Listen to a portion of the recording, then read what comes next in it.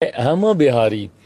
और जब मैं देखता हूँ कि बिहारी शब्द को किसी हीन भावना के साथ या टू डाउनसाइज समबडी, अगर जब आप इन शब्दों का इस्तेमाल करते हैं तो ये चुभता है।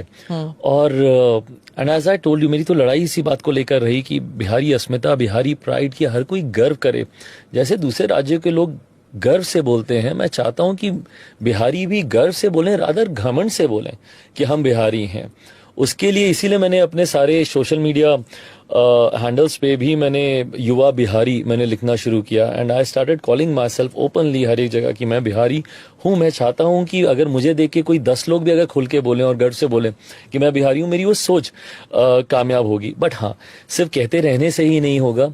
बिहार पे गर्व करने के लिए बिहार के उस खोए हुए गौरवशाली इतिहास को भी हम लोग को पुनर्जीवित करना होगा। मैं रहा बंबई में, मैंने काम किया।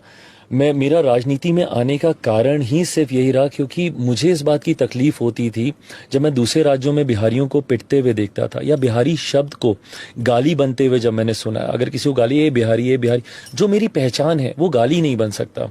मैं दूसरे राज्यों को देखता हूँ, महाराष्ट्र में ही देख लीजिए, मराठा प्राइड के लिए लोग लड़ते हैं, बंगाल के लोग अपने आप को बंगाली बोलते हैं, पंजाब के लोग गर्व से पंजाबी बोलते हैं।